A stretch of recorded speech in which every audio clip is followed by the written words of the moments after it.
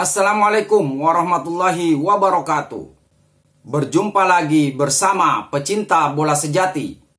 Apa kabar sahabat pecinta bola sejati?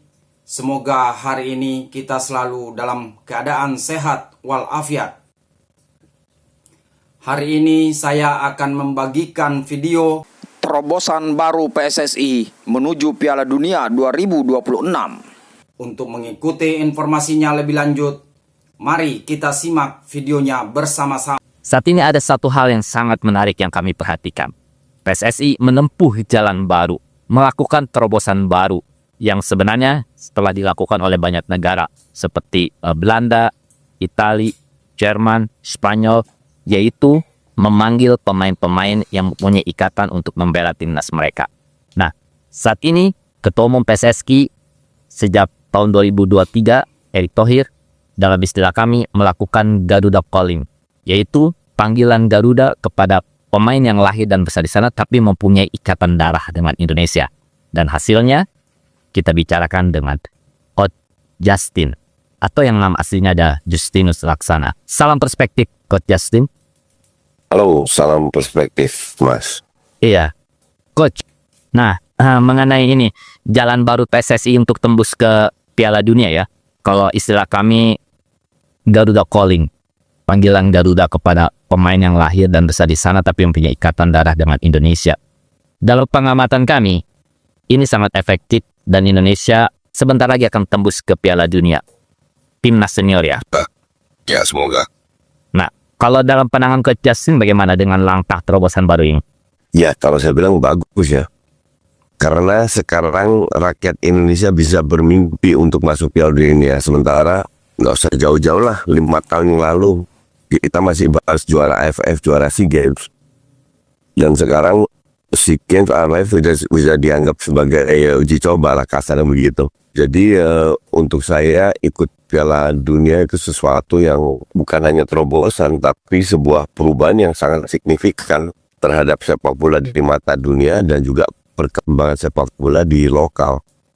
Dan untuk bisa merealisasikan hal tersebut, ya kami butuh pemain diaspora, sesimpel itu. Nah, di zaman Ketua Umum PSSI yang ke-20 yaitu Erick Thohir, lakukan pemanggilan diaspora ini dilakukan secara terstruktur, sistematis, dan masif. Di semua kelompok usia, kategori usia, ada pemain diaspora yang dipanggil, ada atau panggilan Garuda yang datang dan mau bermain di Indonesia. Bahkan di Garuda Peti kita pun ada pemain diaspora.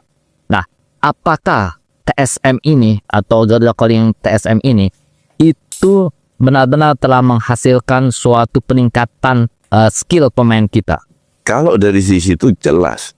Kalau dari sisi kualitas jelas meningkat.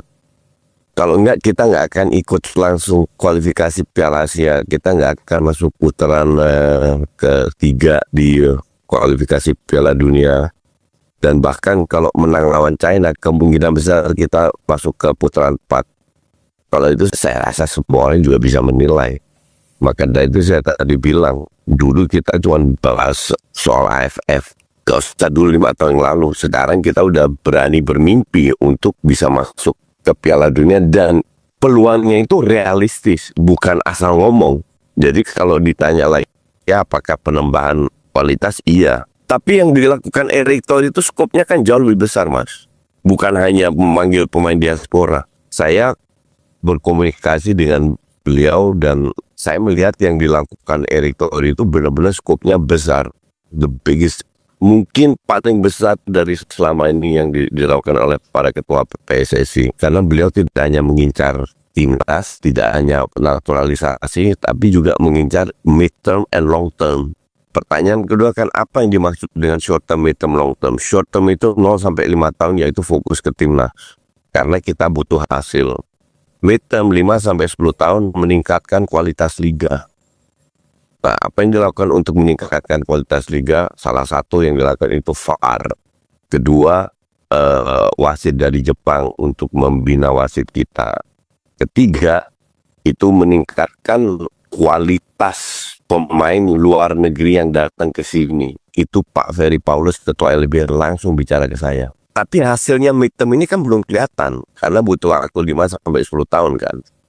Nah, untuk long termnya itu pembinaan, dan ini sekarang lagi digodok bagaimana kita bisa menerapkan sebuah filosofi untuk grassroots SSB, cara ngelatih dengan benar gimana sampai masuk ke senior. Nah, mid term long term ini kan nggak kelihatan, tapi justru tujuan proyek mid term ini untuk lama-lama pemain Liga 1 bisa masuk ke timnas. Kan kita nggak bisa 20-30 tahun beruntun datengin diaspora terus kan. Diaspora itu kan kalau kita lihat sekarang dari neneknya kan, rata-rata dari generasi ketiga lah, 10-15 tahun lagi kan udah lewat mereka. Iya kan? Jadi rata-rata udah berkurang terus lah, kasarnya begitulah. Maka dari itu pemain dari Liga 1 harus siap. Dan itu disiapkan sekarang, 5-10 tahun lagi akan lebih banyak. Nah, Coach Justin, dengan strategi Garuda Calling ini, saya pribadi melihat kita mempunyai peluang untuk lolos. Saya pribadi yakin ya, timnas itu bisa lolos baik secara langsung melalui putaran ketiga maupun bisa langsung melalui putaran keempat. Nah, kalau Coach Justin sendiri keyakinannya sampai mana bahwa timnas ini akan tampil di Piala Dunia 2026? Besar, paling lebih dari 50%. Ini saya jelaskan kenapa saya mengatakan begitu. Kita ini kalau menang lawan China dan Saudi ketemu Bahrain, itu Saudi harus seri main di kandang. Seri atau menang, nggak boleh kalah.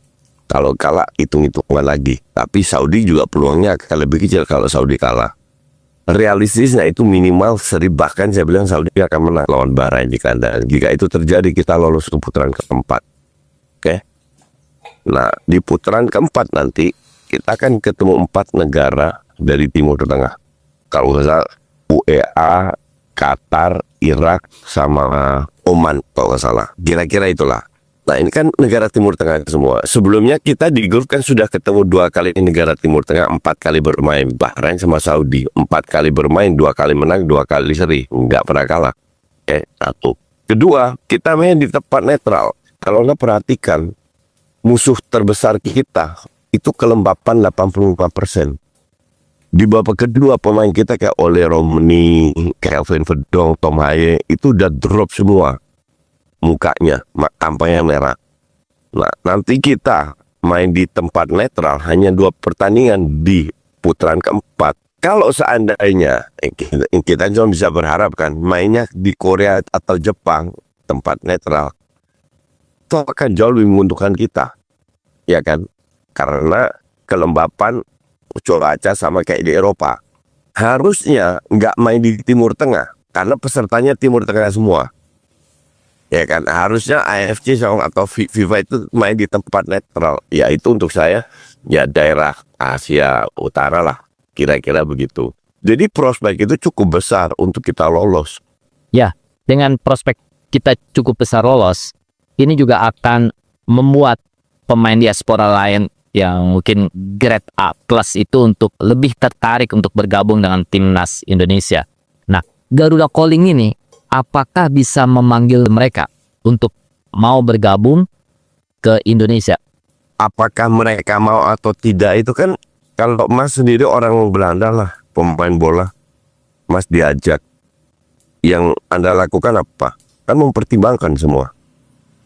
Mempertimbangkan apakah mereka bisa masuk timnas Belanda atau tidak, mempertimbangkan keluarga, apakah keluarganya pengen atau tidak, banyak pertimbangan yang mereka lakukan kan.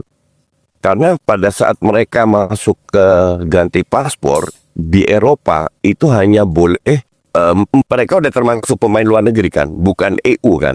Jadi 1 dari 4 pemain luar yang boleh diterima sebagai pemain non EU itu menjadi pertimbangan juga.